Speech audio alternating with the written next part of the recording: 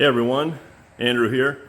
I just want to share a little bit about my experience with using rubber tires on my mill. Now, when I first put my mill together, rubber tires were perfectly fine and they're still working for me. I haven't graduated to the next level yet, but I'm also very aware that they're not the ideal thing. I thought, well, I'll put up this little video and share because I don't know if I've seen where anyone has really delineated what the limit is of the rubber tires and why there's a limit to what you can do with them. So this is kind of my experience and my version of testing this out to see, okay, how much tension can you put on, etc., and what happens. And of course, everybody's situation will be different. I mean, different people are going to have different tires and different blades and all that. But I think there's kind of a general learning that can be gained here. And so if you're going to go and build a mill and you want to do it like I did, which is kind of go the cheap route on everything and just get it up and running, you'll go into it with eyes wide open saying, okay, I'm going to build this mill. Maybe I'll use rubber tires. If I want to go the next step, I'm going to go with the steel wheels, the real deal, and take it really to the next level. So, as soon as I got this new blue fandangled sawmill head completed on here and got a blade on it, I began experimenting with blade tension to see, what can I do as far as blade tension goes. What I found rather quickly, when you get to a certain point, the blade really became hard to turn. It took a lot of torque to turn this. I mean, right now there's no tension on it. I can turn it really easily and it just kind of coasts. But second of all, I found is that when I put so much tension on it, the blade would just walk right off the side. I mean, it was like right now, you could run it a little bit and boom, it would walk off the side and it would go off of either side. It would fall off. It didn't matter. It just kind of was a phase of the moon type thing as to which side it was. I mean, I went through all kinds of contortions trying to make sure that these wheels were lined up exactly from one side to the other side, and I adjusted them this way and that way and tried to do my best to get them all in alignment. And no matter what I did, when I went above a certain tension, the blade would just walk right off the tire, and I couldn't really get beyond that point. So that led me down this path of looking at, well, why is there such a limitation on rubber tires, and kind of trying to discover that. Just to give a little bit of background here, I have put up a couple previous videos talking about sawmill blade tension. One of the videos was when I had the previous saw head on here, which has since been all torn apart. Then a more recent video is with this current saw head, which is able to put a lot more tension on the blade, really as much as I want. And I talk about how I measure tension and how I have calibrated it to pressure in hydraulic cylinders that are mounted right here to push against this piece and cause that to move that direction and provide tension to the blade. So I'm not going to go and rehash those two videos. You can find them. There's not that many videos in my repertoire, pretty easy to find, and I will try and leave a link in the description for both. When you begin to tension this blade on here, you begin to pull the blade in that way. Okay, it's pulling in that way on both top and bottom of this tire.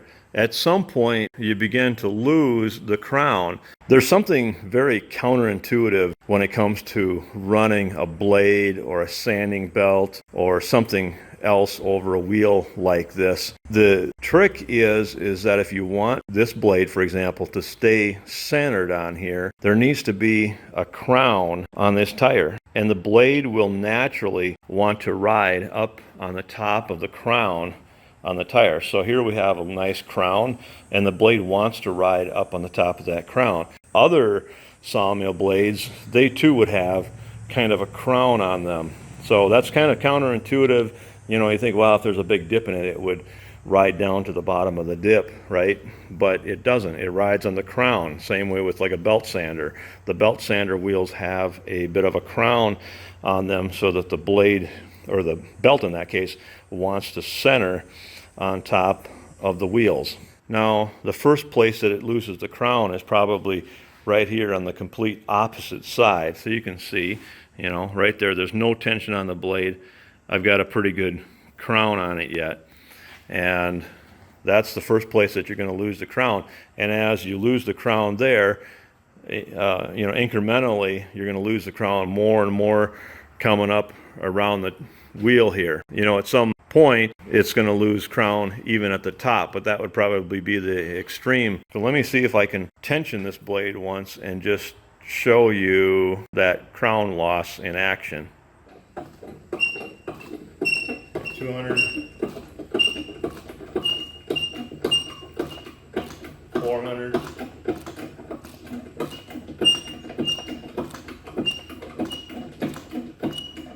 600 where I run it,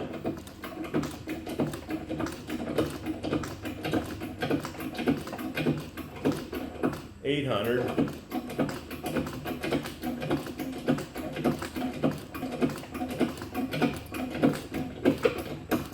1,000,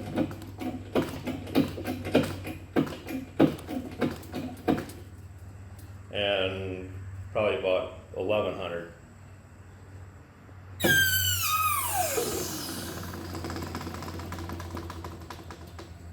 These tires right here are Goodyear radials. They are ST175/80R13. Radial tires for trailers, probably what you might say is like a mid-size trailer tire, not the smallest thing that you can get obviously, and not the biggest thing. The max load rating is 1,360 pounds at 50 psi. So that kind of gives a point of reference for what's on this mill, and for whatever you're using, you could kind of translate up or down from there.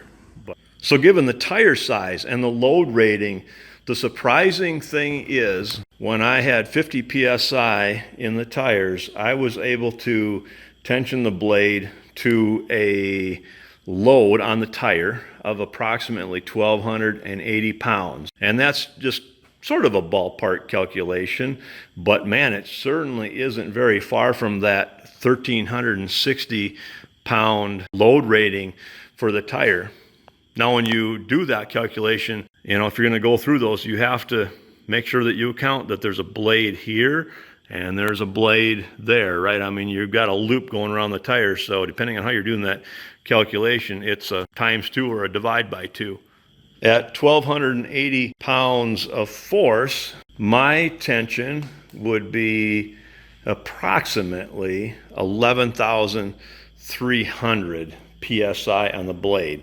Now that is a blade that's 1.5 inches by 0.042 inches, and of course you can again go into my other video, but when you measure these here, 1.5 inches is out to the tip, right? You actually have to calculate to the bottom of the gullet for the width. So I don't remember what exactly the measurement is. Maybe I'll put it up on here, but that's the calculation that you need to make to calculate blade tension.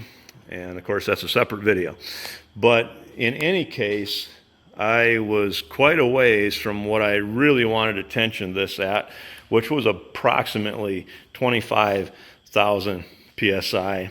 Little bit lacking in the tension area, obviously.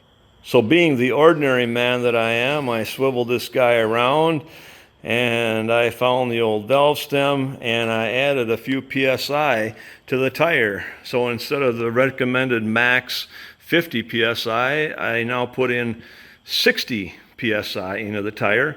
Anyway, at the 60 psi, I was able to get everything to stay together and the blade to stay on until about 1,781 pounds of force on this blade here, which for my blade size translates to about 15,700 psi. So, I'm still not where I want to be in terms of blade tension, but man, I'm a lot better than what I started out with. So that gives you kind of an idea. You're not going to get the same tension with this that you do with steel tires. I mean, 15,700 psi on your blade is a little bit less than ideal. It's runnable, and I've been cutting some stuff with it, but I wish it was more. I wish it was 25,000 psi or so. The option that you do have, of course, to be able to increase the strain or the tension on this blade is to simply do one thing, and that is to run a thinner, narrower blade. And I've discussed this a little bit more as it relates to my previous mill setup. I actually was very limited in that mill setup, and I went with a smaller, thinner blade, and I found that, yeah, I'm able to put more tension in terms of PSI, not more force, but more tension in terms of PSI on the blade, put more strain on it, get better performance, and also lower the amount of work that has to go into the blade from the engine. So as you can imagine, as you take the crown out of this thing, you're squishing this tire down, and your engine's going to have to work pretty hard to keep this thing going around the tire. It's just like pushing a heavily loaded truck down the road. It's pretty hard to do by hand. And with that last little banter about the narrower sawmill blades, I think we're going to cut this video short and say sayonara, see you later, goodbye. Please do hit the like button and the subscribe button, the little dinger bell button and all that jazz, and please do comment, because I love comments and love interacting with all of my good friends on YouTube. Okay, so with that, I will say see you later, and we will get you on the next video.